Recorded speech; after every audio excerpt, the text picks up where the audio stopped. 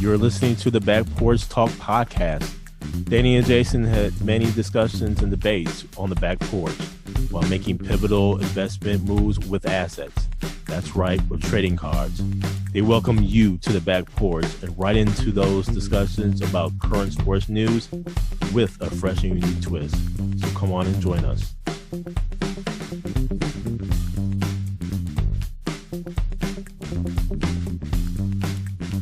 Welcome to the BackporchTalk Podcast. I'm your coach, Jason. Your coach, Danny. Fans, we got a full show for you today.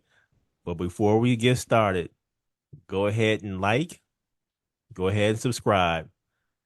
We're going to have a little talk about the NBA, a little talk about Formula One and WNBA, but Danny, right into the NBA where we have our conference finals set and where it's going to be the Indiana Pacers against the Knicks in the Eastern Conference. And we'll have the Minnesota Timberwolves against the OKC Thunder in the West. This is interesting, Danny, because these four teams, Timberwolves have never won a championship. OKC Thunder, Seattle Supersonics, I think that was back in 1979, if I'm not mistaken. New York Knicks, that was back in the 70s, early 70s. Early 70s, yeah. Yeah, and then you have the Indiana Pacers, who never won an NBA championship, won the ABA, but not NBA. Mm-hmm. So this is going to be very interesting. And I think what's happening is we're seeing the CBA play a huge role in the parity. Mm-hmm. We're also seeing the CBA playing a huge role in terms of who the champions are, the construction of a team. So much so that chances are the Celtics will have to, with the Jason Tatum injury, they'll have to split up the team. Mm-hmm. The Bucks splitting up the team. This CBA is having a huge impact. Second apron, it's having a huge impact on the construction of a team. But Danny, what say you about these NBA playoffs? What you got? Well, Jay, I want to say that on Friday night and Sunday with the Knicks Celtics game 6 being a blowout, and then yesterday Denver started off hot. They were up 11, and then OKC just put that defense on them and locked them down, and they couldn't respond. And they got blown out eventually. Another team to consider is the Denver Nuggets and what they're going to do. Blowing it up, yeah. Yeah. So they're kind of in the same boat. And I'm very excited to see these matchups, seeing how the Timberwolves are playing, even though they're a 6 seed versus OKC against that defense. Mm-hmm. It's a very intriguing matchup, I think. And then same with the Knicks and Pacers, man. With the up and down style of the Pacers and the Knicks and what they've done. And you kind of lose sight of Brunson. Remember that contract? Yeah. He didn't take the full max. Yeah. And now you see the results of that. For him, being selfless, and he left a ton of money on the table. But now the Knicks are in the conference finals with a chance to get to the finals. But the contrasting styles, will the Indiana Pacers run the Knicks tired? Because the Knicks, have played a lot of minutes, and Thibodeau plays those dudes a lot of minutes, but they're gritty, and they can smell that finals. You can see it in their faces. But here's the thing to that point, Danny. I think just as the Pacers run up and down, I think that's going to force Thibodeau's hand. He's going to have to play his bench a little bit more, one or two players. Maybe Precious. I think he'll have to, have a little run here to give, some of these players a blow, man. You got to give them some rest. I think this is going to give them the opportunity to play the bench just a tad more, just a bit more. I can see both of these series going in Game 7. Tuesday is the beginning of the Western Conference Finals. So luckily for OKC, they played at home. And Timberwolves have to travel to them. But Timberwolves have had some days off. They've had some time to rest. So I think that's going to bode well for the Timberwolves down the stretch here. And for the Pacers and Knicks, they're playing Wednesday.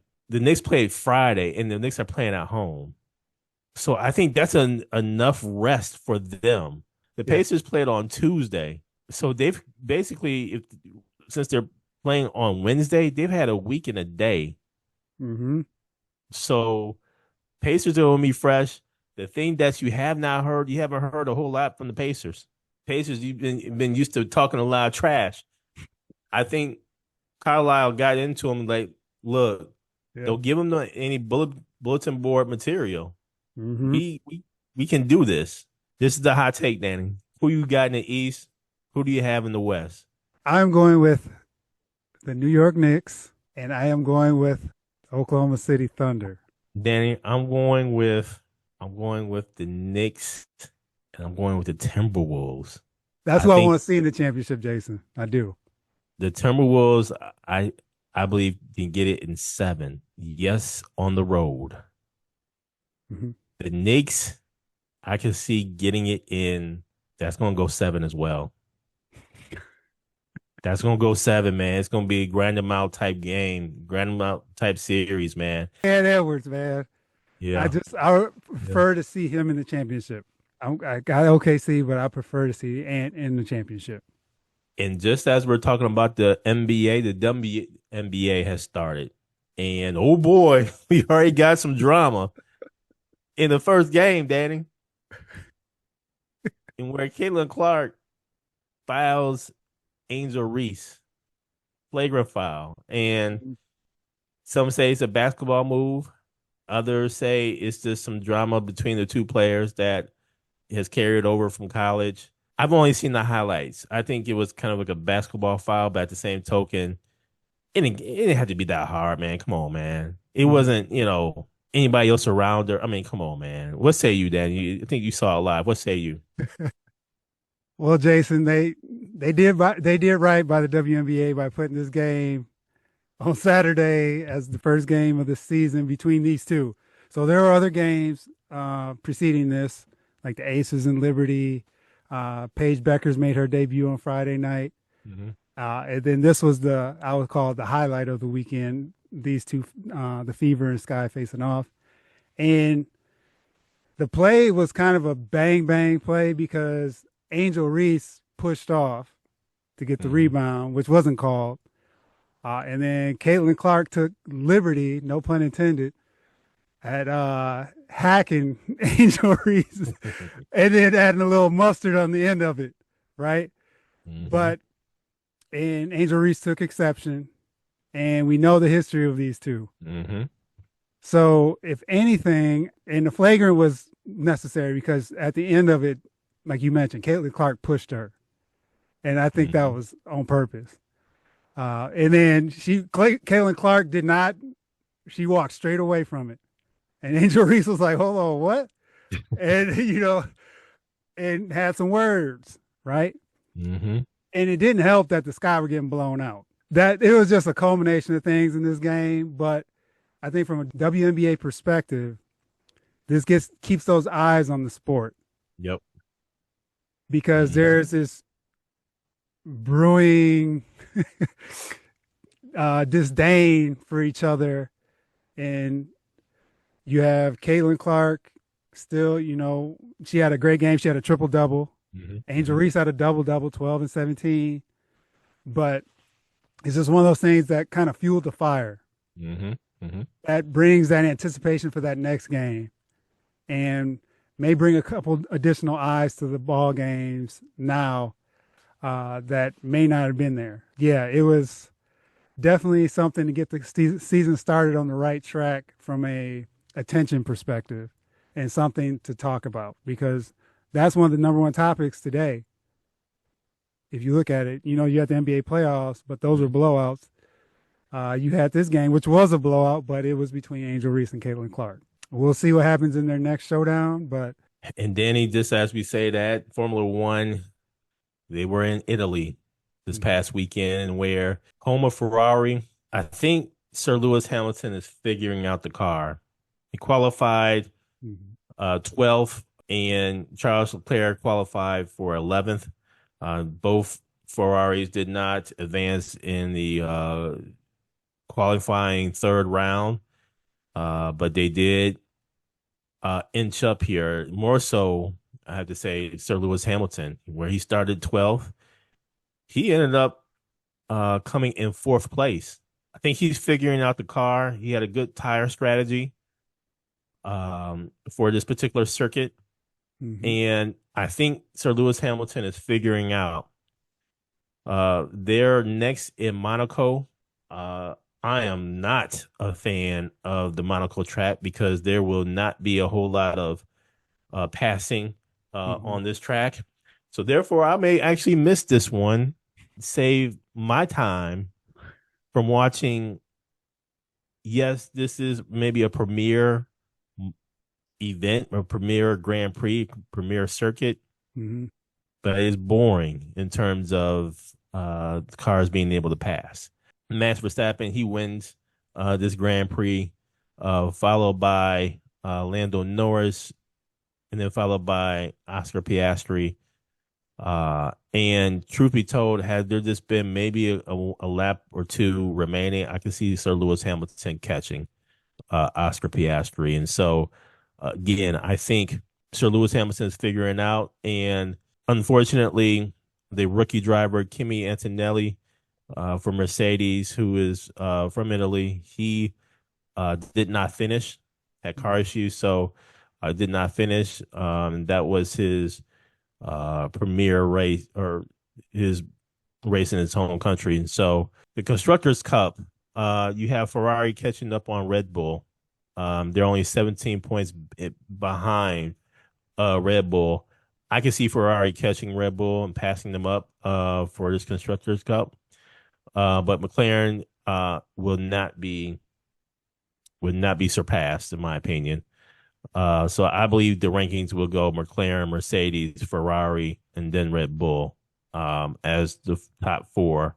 And then you have the other ones to kind of, fight it off, which will be very interesting as the season continues to unfold. But Danny, what say you about Formula One? Yeah, just Jason, yesterday there were a number of cars that had either issues or got knocked off the track. A couple safety cars, which then the drivers took advantage of because they changed tires a couple times. Or usually they may have not did that, but it was just the circumstances. And then, yeah, Sir Lewis Hamilton was very aggressive yesterday, and it was what you have seen in the past from him. So, I agree with you, man. I think he's finally starting to get it. And this track is very tight. Very tight, yes. Yes. So there's a lot. So that's where a couple guys got knocked off the track and came back on or just done. Or people took advantage of that and were aggressive, i.e. Sir Lewis Hamilton, top 4. You look at all top 4 of them. That drove it that way and took advantage. Like Albon, I think he's from Williams.